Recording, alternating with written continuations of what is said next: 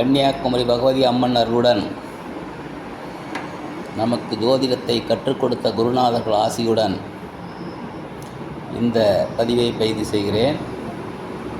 ஒரு ராசிக்கும் உள்ள கிரகங்கள், தெய்வங்கள், அதனுடைய உருவம், அமைப்பு, ராசி, இடம், கோவில், இது போன்ற விஷயங்களை பார்த்துட்ருக்குறோம்.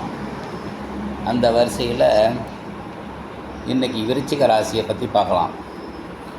வானமண்டலத்தில் 8வது ராசியாக வரும் இந்த விருச்சிக ராசி தேள் போன்ற அமைப்புடன் காணப்படுவதால் விருச்சிகம் என்ற பெயர் கொண்டதாயிற்று.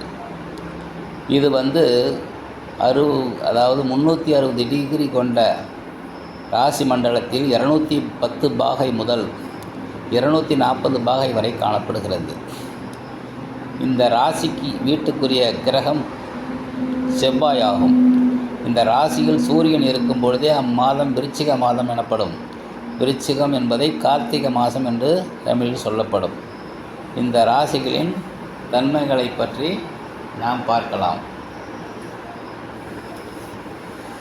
ராசி கட்டத்தில் 8வதாக வரும் விருச்சிக ராசி பெண் ராசி, இரட்டை ராசி என்று சொல்லப்படுகிறது. இது ஒரு ஸ்திர ராசியாகும். ஸ்திர ராசி, சரராசி, உபயராசின்னு 3 ராசி இருக்குது. இதில் என்ன ஒரு விசேஷம்னா, சரராசியில் பிறந்தவங்க எங்கே பார்த்தாலும் வெளியூர், வெளியிடம் இதுமாரி அதிலே வசிக்கிறவங்களாக இருப்பாங்க அதிகமாக. அது மூலிமா தான் அவங்க நல்லா இருப்பாங்க.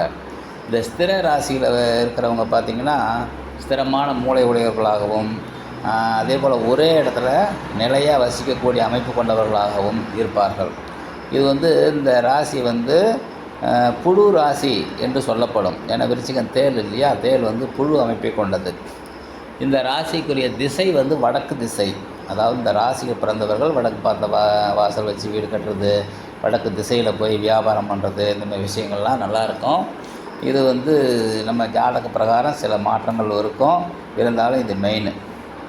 அதாவது இந்த ராசியினுடைய உறுப்பு பிறப்பு உறுப்பு, அதாவது ஆண் குறி, பெண் குறி, கர்ப்பப்பை, இதெல்லாம் இதில் தான் வரும். சின்னம் தேள். அதே போல் இந்த பிறப்பு உறுப்பு இவங்களுக்கு ராசியாக வர்றதால கெட்ட வார்த்தை கூட ஈஸியாக பேசுவாங்க. அடுத்து நிறம் சாம்பல் நிறம், ஆரஞ்சு நிறம். காலம், அதாவது இந்த மாலையில் சூரியன் அஸ்தமனம் ஆகுது இல்லைங்களா, அந்த நேரம் தான் இதனுடைய காலம். இதனுடைய ஆங்கில பெயர் ஸ்கார்பியோ. பஞ்சபூதத்தன்மை தீ, மண், காற்று, நீர், ஆகாயம் என்ற வரிசையில் இது நீர் ராசியாகும். ராசியினுடைய தன்மை பார்த்திங்கன்னா அசுப ராசி, அதாவது குரூர ராசி என்று சொல்லப்படும். குரூரம்னாவே இந்த சேடிஸ்ட் இருப்பாங்க இல்லையா, அந்த மாதிரி. இடம் இதுக்கு அப்புறம் தேள் வசிக்கும் இடம் எது, சந்து, பொந்து, இடுக்குகள். அதுபோல் தான் உங்களுக்கு வீடு, வாசல் இந்த விஷயங்கள் அமைஞ்சாலும் கொஞ்சம் உள்ள அமையும்னு சொல்லுவாங்க.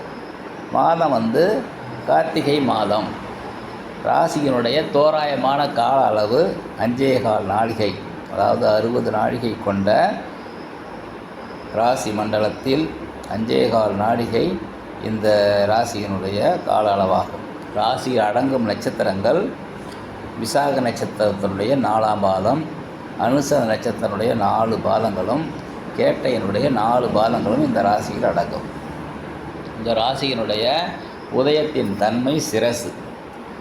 ஜாதி பிராமணர், அதாவது பிராமண ஜாதி வகையைச் சேர்ந்த ராசியாகும். ராசியில் ஆட்சி பெறும் கிரகம் செவ்வாய்.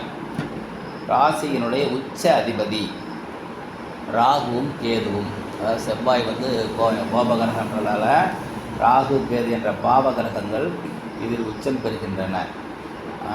இதில் கருத்து வேறுபாடெலாம் இருக்குது, அதை பற்றி அப்புறம் பார்த்துக்கலாம்.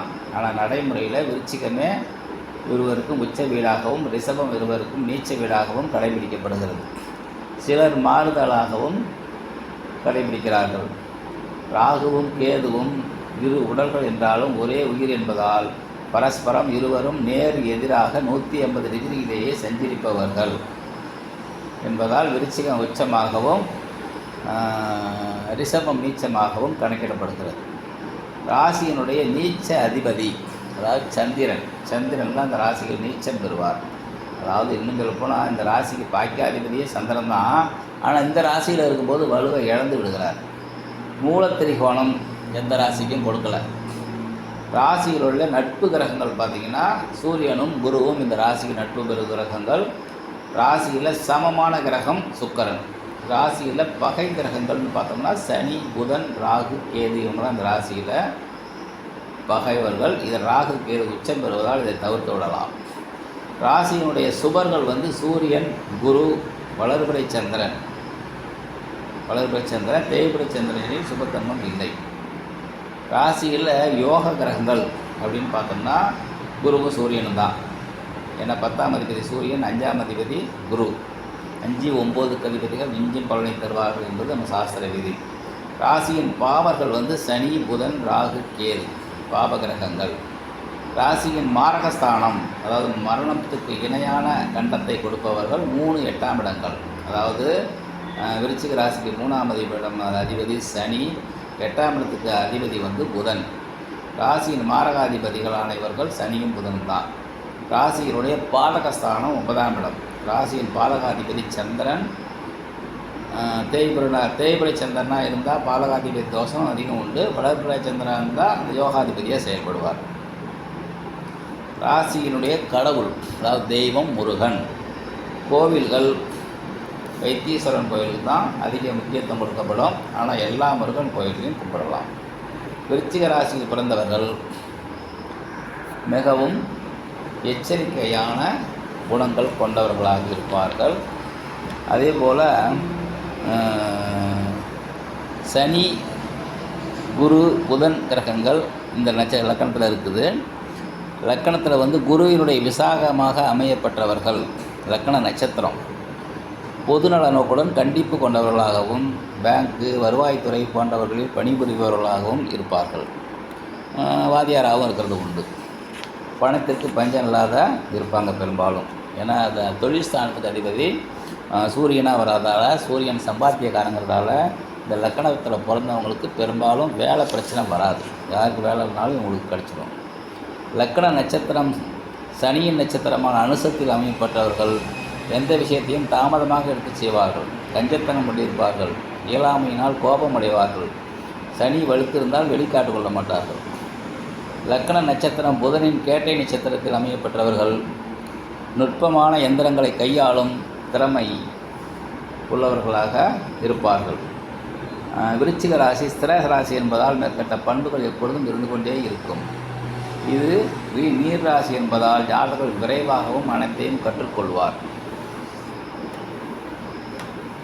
காலப்புருஷனின் 8வது வீடானதால் வாழ்க்கையில் அதிக போராட்டங்கள், கௌரவக்குறைவு, வீண் உழைப்பு உடையவர்களாக இருப்பார்கள். இவங்களால் மற்றவர்களுடைய நம்பிக்கையை பெற இயலாது. அடுத்தது வந்து தமக்கு தீங்கு செய்தவர்களை மறக்காமல் பழி வாங்கி விடுவார்கள். யானை குணம் என்று கூறுவது உண்டு. பிடிவாதம், வீம்பு, வீராப்பு, முன்கோபம், புரட்டுத்தனம், வைராக்கியம் உடையவர்கள். பிரச்சனைகளிலிருந்து எப்படியும் தப்பித்துக்கொள்ளும் திறமை உடையவர்கள். எதையும் சட்டென வெளிப்படையாக பேச மாட்டார்கள். பிறப்பு உறுப்பு ஸ்தானம் என்பதால் எப்போதும் காம எண்ணம் கொண்டவர்களாக இருப்பார்கள். எந்த பெண்ணாக இருப்பின் கிரகங்களின் தன்மைக்கேற்ப கள்ள மனமும் எண்ணமும் காம எண்ணம் அதிகம் கொண்டவர்களாக இருப்பாள் என்று சொல்வார்கள். இதெல்லாம் கிரக சேர்க்கை பார்வைக்கு ஏற்ப மாறுபடும். எல்லாரும் ஒரே மாதிரி இருக்கிறதில்ல. இது வெறும் லக்கணத்து பலன் மட்டுமே. விருச்சிக லக்கணத்தில் பிறந்தவர்கள் 11ஆம் இடம் புதன் என்பதால் வெகு பேர் பிற பெண்களில் தொடர்பை பெறுவார்கள். மற்றபடி வந்து இந்த ஜாதகம் விருச்சிக லக்கணத்தை பற்றி ஒரு தோராயமான பலன்களை பார்த்தோம். அடுத்தது வந்து நம்ம தனுசு லக்கணத்தில் பிறந்தவங்களை பற்றி நாளைய பதிவில் பார்க்கலாம். நமது பதிவுகள் உங்களுக்கு பிடிக்கும்னு நினைக்கிறேன். சப்ஸ்கிரைப் பண்ணுங்கள், ஷேர் பண்ணுங்கள், கமெண்ட் பண்ணுங்கள். மீண்டும் அடுத்த பதிவில் சந்திப்போம். உங்கள் அன்புடன் உங்கள் அஸ்ட்ரோ VA மன்னாதி. நன்றி, வணக்கம்.